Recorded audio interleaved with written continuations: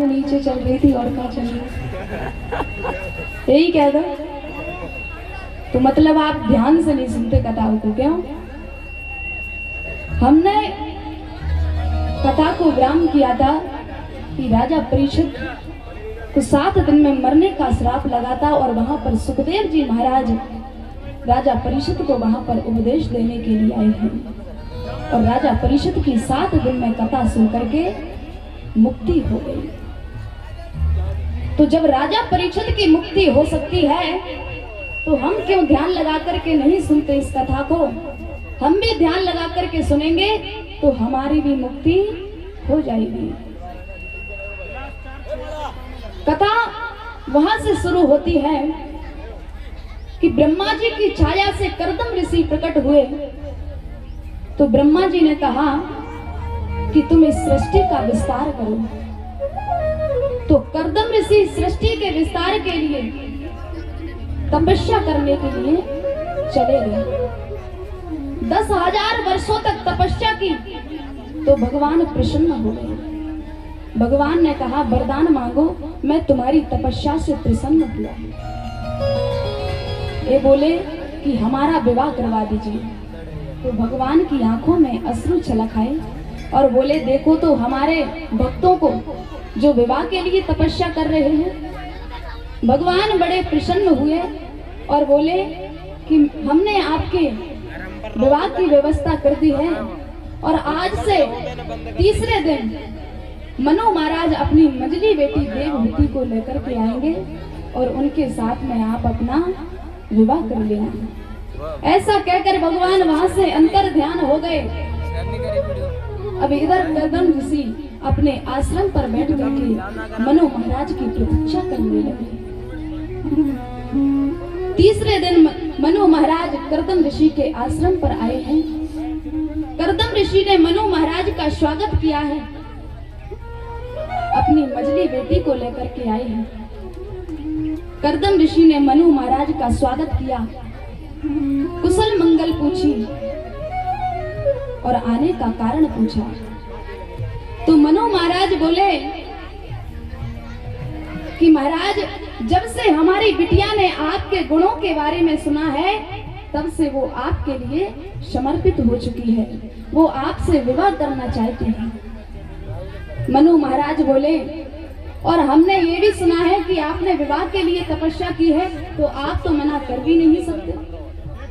कर्दम ऋषि बोले कि हम विवाह तो कर लेंगे लेकिन एक हमारी शर्त है।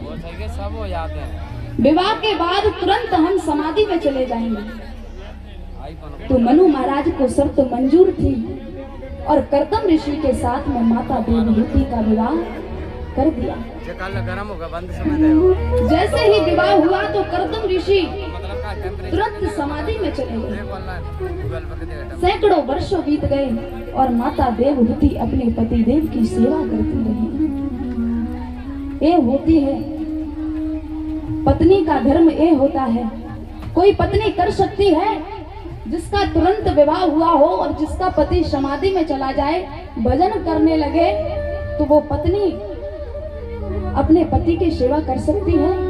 लेकिन देवहूति मैया सैकड़ों वर्षों तक अपने पतिदेव की सेवा करती रही। कौन कहता है गृहस्थी में भजन नहीं किया जा सकता? गृहस्थी में भी भजन किया जा सकता है। आज कर्दम ऋषि की समाधि खुली है तो सामने देखते हैं देवहूति मैया को और कहते हैं देवी आप कौन हैं? देवहूति मैया कहती है स्वामी जी पहचाने नहीं, कुछ वर्षों पहले हमारा विवाह हुआ था और मैं आपकी पत्नी देवहूति। कर्दम ऋषि बड़े प्रसन्न हुए और बोले देवी वरदान मांगिए। तो देवहूति मैया ने कहा कि स्वामी जी गृहस्थी की शोभा तो संतान से होती है, एक हमारे संतान होती तो बढ़िया रहता। तो कर्दम ऋषि ने हाथ में जल लिया है और संकल्प किया है और जैसे ही जल को छिड़का है तो एक कामक विमान प्रकट हो गया। उसी विमान में बैठ करके सैकड़ों वर्षों तक भ्रमण किया तो देवहूति मैया के गर्भ से 9 कन्याएं उत्पन्न हुई। अब कर्दम ऋषि कहने लगे, कहाँ एक पुत्र की बात चल रही थी और 9 कन्याएं उत्पन्न हो गईं, कहीं हम घर गृहस्थी में ज्यादा तो नहीं फंस गए। तो कर्दम ऋषि अपने दंड कमंडल उठाए और सीधे वन की ओर चल दिए। माता देवहूति पैर पकड़ ली कि स्वामी जी 9 कन्याएं, इनका विवाह कौन करेगा, और मेरे बुढ़ापे का सहारा भी कोई नहीं है, एक पुत्र होता तो बढ़िया होता। तो कर्दम ऋषि वहीं पर रुक गए और धीरे धीरे समय बीता। शुभ मुहूर्त में ठीक 12 बजे कपिल देव भगवान के रूप में प्रकट हुए। बोल कपिल देव भगवान की। कपिल देव भगवान की स्तुति करने के लिए ब्रह्मा जी ने स्तुति की और अपने 9 मानस पुत्रों को साथ में लेकर के आए। कर्दम ऋषि बोले कि ए ब्रह्मा जी, आपके भी 9 पुत्र हैं और हमारी भी 9 कन्याएं हैं, आपको भी कहीं बहुएं ढूंढने की जरूरत नहीं पड़ेगी और हमको भी दामाद ढूंढने की जरूरत नहीं पड़ेगी, क्यों ना विवाह कर लिया जाए। तो ब्रह्मा जी को बात बढ़िया लगी और कर्दम ऋषि ने 9 कन्याओं का विवाह ब्रह्मा जी के 9 पुत्रों के साथ में कर दिया।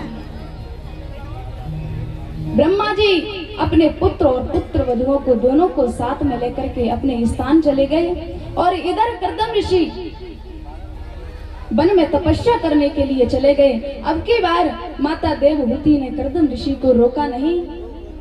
अब जिस घर में 9 कन्याएं थी, आज वो 9 कन्याएं घर को छोड़कर के चली गई। जिस घर में किलकारियां गूंजती थी, आज वो घर सूना हो गया। माता देवहूति कभी अंदर आती है, कभी बाहर आती है, क्या करूं। तो माता देवहूति ने कपिल भगवान को आसन पर बिठाया है और उनका पूजन किया है और प्रश्न पूछे हैं। देवहूति मैया कह रही है कि प्रभु, मेरा पूरा जीवन भोग भोगते निकल गया। मैं अपने पिताजी के घर रही तो राजसी भोगों को भोगी और महाराज कर्दम ऋषि के साथ में सैकड़ों वर्षों तक कामक विमान में मैंने भोग किया, लेकिन मेरी अभी तृप्ति नहीं हुई। तो कपिल भगवान कहते हैं, माता, ए हमारा मन बड़ा चंचल है, यदि ये मन संसार में लग जाए तो बंधन का द्वार प्रशस्त करता है, और यही मन हमारा भक्ति में लग जाए, भगवान के चरणों में लग जाए तो मुक्ति का द्वार प्रशस्त करता है। हे मन बड़ा चंचल है, कैसे तेरा ध्यान धरूं, जितना इसे समझाऊं उतना ही मचल जाऊं।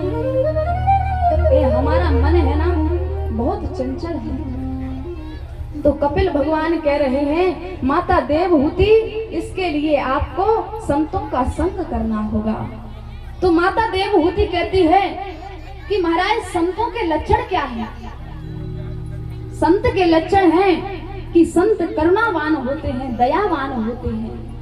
उनको चाहे कोई गाली दे, उनकी चाहे स्तुति करे, कोई पूजा करे, उनको कोई फर्क नहीं पड़ता। वो हर परिस्थिति में एक जैसे होते हैं। संत हृदय नवनीत समाना, संत हृदय नवनीत समाना, संत हृदय नवनीत समाना, संत हृदय नवनीत समाना।